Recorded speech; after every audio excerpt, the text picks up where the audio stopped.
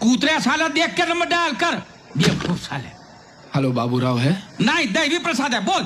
साला रख दिया तो भी बात करता है। देने वाला जब भी देता देता छप्पड़ फाड़ के। तुमको गाना गाना आता है? नहीं। तो सीखना पड़ेगा। अगर सुबह सुबह संडास जाना है तो सिंगर बनना पड़ेगा। साले। अच्छा तेरे को कुछ लगा वगैरह नहीं, तो फिर इतना जोर से काय कुछ चिल्ला रहा है? स्टाइल है बाबू भैया, राजू का स्टाइल। ये बाबूराव का स्टाइल है। मार साले का खोपड़ी तोड़ साले का। मेरा तोड़ अरे।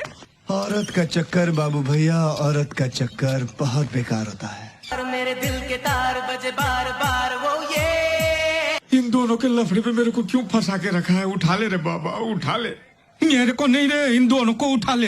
हिंदी फिल्मों में एक बात बहुत गौर करने वाली होती है, और वो ये कि अगर कोई कॉमेडियन हीरो या विलन बनना चाहे तो दर्शक उसे आसानी से नहीं पचा पाते हैं। लेकिन वहीं अगर कोई एक्शन हीरो या विलन कॉमेडी रोल्स करे तो दर्शक उसे हाथों हाथ ले लेते हैं। और ऐसा एक दो बार नहीं, कई बार देखने को मिला है। प्राण, अमरीश पुरी और शक्ति कपूर जैसे विलन हो, या अमिताभ, धर्मेंद्र और अनिल कपूर जैसे हीरो, इन सब ने जब कॉमेडी की है दर्शकों ने इन्हें खूब पसंद किया है। साल 2000 में एक ऐसी ही फिल्म आई जिसमें न सिर्फ विलन बल्कि दो एक्शन हीरो कॉमेडी करते हुए नजर आए, जिसे दर्शकों ने इतना पसंद किया कि वह फिल्म हिंदी सिनेमा की एक कल्ट कॉमेडी फिल्म बन गई। न सिर्फ फिल्म कामयाब हुई बल्कि उसके एक्टर्स भी जबरदस्त कॉमेडियन के रूप में अपनी पहचान बनाने में कामयाब रहे। हम बात कर रहे हैं फिल्म हेरा फेरी की, जिसके जरिए परेश रावल जैसे एक्टर ने अपनी विलन की इमेज को पूरी तरह से बदल दिया। बल्कि अक्षय कुमार और सुनील शेट्टी जैसे एक्शन हीरोज ने यह साबित कर दिया कि अगर कहानी और डायरेक्शन बढ़िया हो तो वे हर तरह के रोल बखूबी निभा सकते हैं। आज के इस वीडियो में हम इस फिल्म पर तो चर्चा करेंगे ही, साथ ही सीरीज की अगली फिल्म हेरा फेरी से जुड़ी कुछ खास बातों के बारे में भी जानेंगे। इसलिए बने रहे इस वीडियो में हमारे साथ शुरू से अंत तक।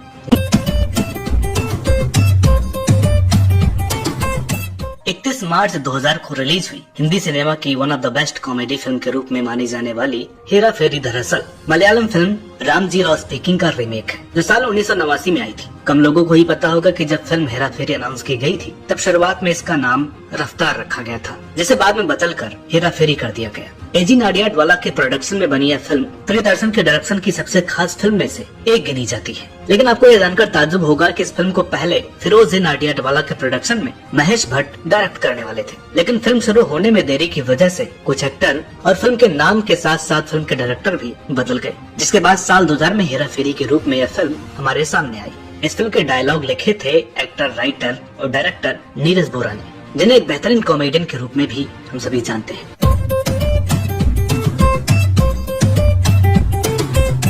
फिल्म के एक्टर्स की बात करें तो अक्षय कुमार के अलावा पहले ज्यादातर किरदारों के लिए दूसरे एक्टर्स को सिलेक्ट किया गया था। जैसे सुनील शेट्टी वाले किरदार को पहले संजय दत्त निभाने वाले थे, तो तब्बू के किरदार के लिए करिश्मा को सिलेक्ट किया गया था। फिल्म में अक्षय कुमार और परेश रावल के अलावा शिल्पा शेट्टी, ओम पुरी, शरद सक्सेना, गुलशन ग्रोवर, कुलभूषण खरबंदा, मुकेश खन्ना और अनुपम खेर जैसे ढेरों नाम शामिल थे, जिनमें से कई एक्टर्स की जगह दूसरों ने ली। सुनील शेट्टी के रोल के लिए संजय दत्त पहली पसंद थे, लेकिन उन्हें यह फिल्म इसलिए छोड़नी पड़ी क्योंकि उस दौरान उन्हें हर रोज कोर्ट जाना पड़ता था, जिनमें उनका पूरा दिन निकल जाता था और वे केवल रात को ही शूटिंग कर सकते थे। उस दौरान संजय दत्त अपनी कारतूस फिल्म को पूरी करने में लगे हुए थे। उन्होंने फिरोज नाडियाडवाला से कहा था कि कारतूस को पूरा करने के बाद वे कुछ दिनों तक दूसरी कोई फिल्म नहीं करेंगे। बताया जाता है कि उसके बाद यह रोल अजय देवगन को ऑफर किया गया, लेकिन वहाँ भी बात नहीं बन सकी। बाद में संजय दत्त ने ही सलाह दी कि फिल्म में सुनील शेट्टी को उनका वाला किरदार देना चाहिए, वे इसमें फिट आ जाएंगे।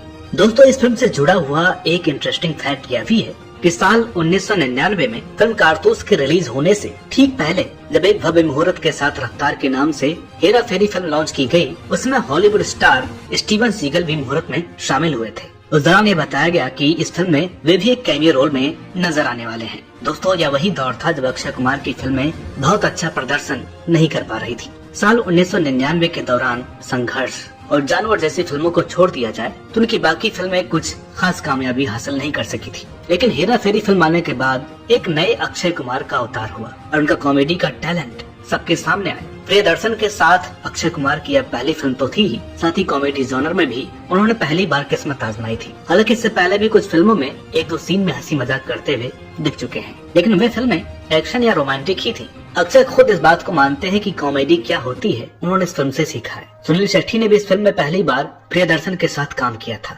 लेकिन इसके बाद वे प्रियदर्शन की लगभग सभी फिल्मों में दिखे और ये सिलसिला लगातार आज तक जारी है। हालांकि सुनील शेट्टी की यह पहली फिल्म नहीं थी जिसमें उन्होंने कॉमेडी की थी। इससे पहले भी वे अपना कॉमेडी टैलेंट साल 1994 में आई फिल्म गोपी किशन के जरिए साबित कर चुके थे। दोस्तों, यह फिल्म परेश रावल के लिए भी बेहद खास साबित हुई, क्योंकि इसी फिल्म से उन्हें पूरी तरह से विलन की इमेज से मुक्ति मिली थी। हालांकि इससे पहले भी उन्होंने हल्के फुल्के कॉमेडी रोल्स किए थे, लेकिन उनमें ज्यादातर विलन के ही किरदार होते थे जो कॉमेडी टच लिए होते थे। इस फिल्म के बाद परेश ने नेगेटिव रोल्स लेना पूरी तरह से छोड़ दिया था। फिल्म में तब्बू वाला किरदार पहले करिश्मा कपूर को ऑफर किया गया था, लेकिन उन्होंने इसे इसलिए ठुकरा दिया था क्योंकि उन्हें यह भूमिका अपने लिए बहुत हल्की लगी थी। करिश्मा कपूर के मना करने के बाद इस रोल के लिए ममता कुलकर्णी को लिया गया। बताया जाता है कि प्रियदर्शन और ममता के बीच कुछ विवाद हो जाने से उनकी जगह यह किरदार तब्बू को दे दिया गया। फिल्म में एक्ट्रेस नम्रता शिरोडकर ने जो गेस्ट अपीयरेंस किया है उसके लिए सबसे पहले रवीना टंडन को साइन किया गया था, लेकिन बाद में जब काफी सारे एक्टर्स में बदलाव किया गया तो उनकी जगह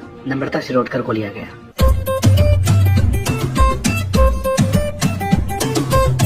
दोस्तों, जब इस फिल्म की प्लानिंग की गई थी तब इसका म्यूजिक नदीम श्रवण देने वाले थे। बाद में उनकी जगह अनु मलिक को इसके म्यूजिक का जिम्मा सौंपा गया। फिल्म के सभी गीत समीर ने लिखे हैं। हालांकि फिल्म का एक गीत तुनुक तुनुक तुम का म्यूजिक अनु मलिक की जगह ललित सेन और बल्ली सागू ने कंपोज किया था। फिल्म हेरा फेरी में अक्षय कुमार और रंभा पर फिल्माया गया एक गीत मुझसे मिलती है का प्रोमो टीवी पर तो जोरों शोरों से दिखाया गया था, लेकिन बाद में इसे एडिटिंग के दौरान फिल्म से हटा दिया गया था।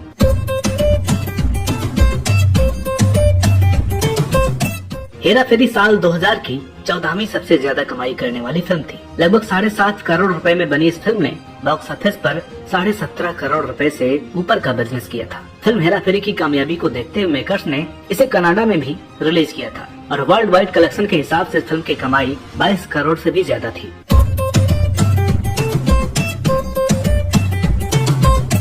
हेरा फेरी के नाम से साल 1976 में आई अमिताभ बच्चन और विनोद खन्ना के फिल्म से तो आप सभी वाकिफ होंगे ही, लेकिन कम लोगों को ही पता होगा कि साल 2000 में आई हेरा फेरी से पहले भी इसी नाम से एक और फिल्म बनने वाली थी। दरअसल प्रोड्यूसर मुकेश दुक्कर और डायरेक्टर लॉरेंस डिसूजा इसी नाम से साल 1995 में गोविंदा, अयूब खान, हरीश, मोनिका बेदी और सुरेश ओबराय आदि को लेकर एक फिल्म बना रहे थे, लेकिन वो फिल्म कभी पूरी नहीं हो सकी। अक्षय और सुनील ने प्रियदर्शन के साथ इस फिल्म में पहली बार काम किया था, लेकिन परेश इससे पहले भी फिल्म डोली सजा के रखना में प्रियदर्शन के साथ काम कर चुके थे। फिल्म हेरा फेरी में अक्षय कुमार, परेश रावल, सुनील शेट्टी और प्रियदर्शन ने एक साथ पहली बार काम किया था, लेकिन इसके बाद प्रियदर्शन की लगभग हर फिल्म में इनमें से 1-2 एक्टर्स जरूर होते थे। अक्षय कुमार, सुनील शेट्टी और परेश रावल का अखबारों पर सोने जैसे इस फिल्म के कुछ सीन साल 1971 में रिलीज अंग्रेजी film see the man run और साल 1979 में आई हिंदी फिल्म दो लड़के दोनों करके से इंस्पायर्ड है। दोस्तों, हेरा फेरी साल 2000 की एक कामयाब फिल्म रही थी, लेकिन जब यह टीवी पर आई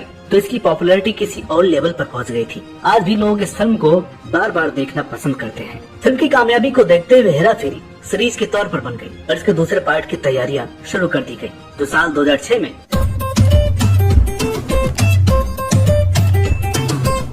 फिर हेरा फेरी के शक्ल में दर्शकों के सामने आई और इससे भी जबरदस्त मछली पानी में डूब के मर गई और आधी प्यास से मर गई और बाबूराव की धोती भी खुल गई। साला धोती खोलता है। ITUS? जी, actually international talent of ultimate student, ITUS। 25 दिन में पैसा डबल। 25 दिन में पैसा डबल? इसके लिए कम से कम 70 लाख रुपए चाहिए। 70 लाख? जोर जोर से बोल के लोगों को स्कीमें बता दे। All day all night मुझे याद सताए तेरी हाय हाय याद। ये मुंह से सुपारी निकाल के बात कर रहे बाबा। इसके मुंह में पैदाइशी सुपारी है, ये तोतला है।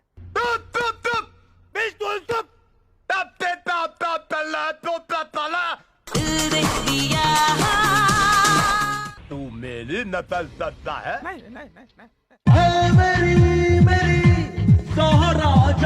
आइए अब जानते हैं कि सीरीज के दूसरे पार्ट यानी फिर हेरा फेरी में क्या कुछ नया जोड़ा गया और कितना बदलाव किया गया। 9 जून 2006 को रिलीज हेरा फेरी की सिक्वल यानी फिर हेरा फेरी को बनाने की जब प्लानिंग की गई थी तो मेकर्स ने इसमें ज्यादा कुछ बदलाव के बारे में सोचा नहीं था, लेकिन जैसे जैसे परिस्थितियां बदली तो चीजें खुद ब खुद बदलती चली गयी। हालांकि अक्षय, सुनील और परेश की तिकड़ी अपनी जगह पर कायम थी, जो इस फिल्म का सबसे प्लस पॉइंट था। और एक बात जो सबसे अहम थी वो ये कि इस फिल्म को भी नीरज वोरा ने ही लिखा था। और इस बार पूरी आजादी से, क्योंकि यह रीमेक फिल्म नहीं थी। हालांकि नीरज वोरा पर एक और बड़ी जिम्मेदारी आने वाली थी, जो जल्द ही उनको मिल भी गई। दरअसल इस फिल्म को प्रियदर्शन ने डायरेक्ट करने से इनकार कर दिया, क्योंकि उन्हें लगा कि हेरा फेरी जैसा जादू केवल एक बार ही क्रिएट किया जा सकता है। इसलिए उन्होंने यह रिस्क लेने से साफ इनकार कर दिया। इसके बाद प्रोड्यूसर फिरोज नाडियाडवाला ने फिल्म के राइटर नीरज वोरा को ही डायरेक्शन का मौका देने का फैसला किया। हालांकि यह खबर भी आई थी कि पहले इस फिल्म को सतीश कौशिक से डायरेक्ट कराने की बात भी मेकर्स के दिमाग में आई थी। इस फिल्म की कहानी की बात करें तो ये जैसन स्टेथम की film Lock Stock and two smoking barrel से इंस्पायर्ड है। फिल्म में कई एक्टर्स के किरदारों को उसी रूप में दिखाया गया, तो वही कॉमेडियन दिनेश हिंगू को फिर से मौका दिया गया, लेकिन उनके किरदार को बदल दिया गया था। इस सिक्वल में जॉनी लीवर और राजपाल यादव के अलावा बिपाशा बसु और रमी सेन को मौका दिया गया था, जिन्होंने अपना काम बखूबी किया। एक दिलचस्प फैक्ट ये है कि फिल्म में बिपाशा की ओरिजिनल आवाज नहीं थी, उसे डबिंग आर्टिस्ट से डब करवाया गया था। हालांकि बिपाशा बसु इस बात से काफी नाराज थी, क्योंकि उनको बिना बताए उनकी आवाज को किसी और से डब करा लिया गया था। इस फिल्म के जरिए सुनील शेट्टी और बिपाशा बसु की जोड़ी पहली और आखिरी बार देखने को मिली। फिल्म में लारा दत्ता को भी साइन किया गया था, लेकिन बाद में उनका नाम फिल्म से हटा दिया गया। इस फिल्म में दिया मिर्जा आइटम सॉन्ग प्यार की चटनी में डांस करती नजर आई थी। प्यार की चटनी चटा दे पिया। इसके अलावा फिल्म में सुनील पॉल जैसे लाफ्टर चैलेंजर के कई कॉमेडियंस को भी मौका दिया गया था।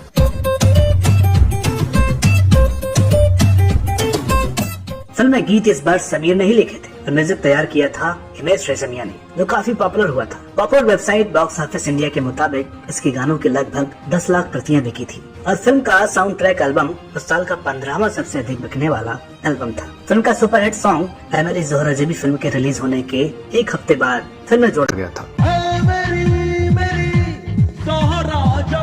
हालांकि यह सॉन्ग पहले फिल्म के आखिर में आता था जब फिल्म खत्म होती थी, लेकिन यह इतना पॉपुलर हुआ कि इसे बाद में परेश रावल के ड्रीम सीक्वेंस के बहाने जोड़ दिया गया।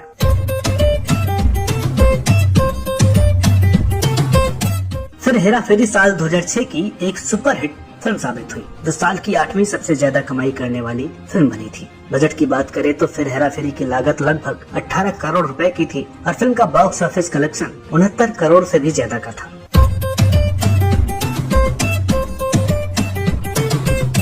इस फिल्म का सबसे मजेदार सीन है इसमें दिखाया गया फनी सर्कस। दरअसल यह पूरा सीन ही इंस्पायर्ड है जो चार्ली चैपलिन की फिल्म द सर्कस से लिया गया है। फिल्म देखने के बाद सुनील शेट्टी अपने रोल को देखकर थोड़े नाराज हो गए थे, क्योंकि उन्हें लगा कि उनके कई सीन कट कर दिए गए हैं, जिसके बाद मीडिया में ऐसी खबरें आई थी कि अक्षय कुमार अपनी फिल्मों में अपने को स्टार का रोल कटवा देते थे। हालांकि अक्षय ने इन अफवाहों का खंडन करते हुए बताया था कि उन्होंने मेकर्स से खुद अपने ही गाने कितने अरमान को आधा काटने को कहा था। यह पहली ऐसी सीक्वल थी जो बॉक्स ऑफिस पर कामयाब हुई थी, वरना आमतौर पर कमाई के मामले में सीक्वल हमेशा अपनी पहली फिल्म से कमजोर ही रहती है। हालांकि जहाँ तक फिल्म के इम्प्रेशन की बात है तो इस मामले में फिर हेरा फेरी भी अपने पहले पार्ट के आगे थोड़ी कमजोर ही दिखी। खुद अक्षय कुमार ने भी अपने एक इंटरव्यू में फिल्म की आलोचना करते हुए कहा था कि भले ही यह बकवास है लेकिन सुपरहिट है। दोस्तों, इस फिल्म की रिलीज को लेकर भी एक बड़ा दिलचस्प वाकया हुआ था, जिसे महज एक संयोग तो नहीं कहा जा सकता। दरअसल साल 2006 में जिस दिन यह फिल्म रिलीज की गई थी, ठीक उसी दिन प्रियदर्शन की फिल्म चुप चुप के भी रिलीज की गई थी। वैसे की बात की हेरा फेरी के असली डायरेक्टर प्रियदर्शन की फिल्म चुप चुप के ने तो औसत कमाई की ही, लेकिन उन्हीं की बनाई हुई फिल्म का सीक्वल यानी नीरज वोरा की फिर हेरा फेरी ने कमाई के मामले में बाजी मार ली। 2006 में अक्षय कुमार और परेश रावल ने एक और कॉमेडी फिल्म भागम भाग में भी काम किया था, जिसके प्रोड्यूसर थे सुनील शेट्टी। यानी हेरा फेरी की तिकड़ी एक बार फिर साथ थी, बस सुनील शेट्टी इस बार पर्दे के पीछे थे और उनकी जगह फिल्म में गोविंदा नजर आए थे। यह फिल्म इतनी पॉपुलर हुई थी कि कार्टून कैरेक्टर की तरह सोशल मीडिया पर आज भी मीम के लिए इनके किरदारों और सीन्स का इस्तेमाल किया जाता है। फिर हेरा फेरी के बाद मेकर्स ने अगले सीक्वल के रूप में हेरा फेरी 4 या इंटरनेशनल हेरा फेरी नाम की फिल्म बनाने की प्लानिंग की थी। इसके पीछे मेकर्स का मकसद यह था कि फिल्म में किरदारों की बातों के जरिए हेरा फेरी 3 में हुई घटनाओं का जिक्र कराया जाएगा। यानी यह कहने के लिए तो हेरा फेरी 4 होती, लेकिन असल में यह हेरा फेरी 3 ही होती। दर्शकों को कुछ अलग और दिलचस्प दिखाने के लिए सीधे नंबर 4 का इस्तेमाल किए जाने की प्लानिंग की गई थी। बताया जाता है कि हेरा फेरी 4 की स्क्रिप्टिंग अमिताभ बच्चन को भी सुनाई गई थी। साल 2015 में एक बार फिर हेरा फेरी 3 की घोषणा की गई, लेकिन बात आगे नहीं बढ़ सकी। इसी बीच नीरज वोरा जी की भी डेथ हो गई और फिल्म को बनाने की योजना पूरी तरह से धराशायी हो गई। हालांकि दर्शकों के लिए एक बहुत बड़ी खुशखबरी ये है कि हेरा फेरी 3 पर काम शुरू हो चुका है, जिसको लेकर आए दिन मीडिया में कुछ न कुछ अपडेट आते रहते हैं। लेकिन एक दुख की बात यह भी है कि अगले पार्ट में शायद अक्षय कुमार आपको न दिखे और उनकी जगह कार्तिक आर्यन ने। खैर जो भी हो, उम्मीद करते हैं कि इसका अगला पार्ट भी अच्छा बने और जिस तरह से बाकी 2 पार्ट ने एक इतिहास रचा है, ये फिल्म भी उतनी ही कामयाब हो। तो दर्शकों, उम्मीद करते हैं कि आपको यह वीडियो पसंद आई होगी। वीडियो अगर अच्छी लगी हो तो प्लीज इसे लाइक करें, शेयर करें और चैनल पर नए हो तो प्लीज इसे सब्सक्राइब करना ना भूलें। हम इसी तरह के वीडियोस आपके लिए लेकर के आते रहेंगे। मिलते हैं आपसे अगली वीडियो में एक और नई दिलचस्प कहानी के साथ। तब तक के लिए नमस्कार।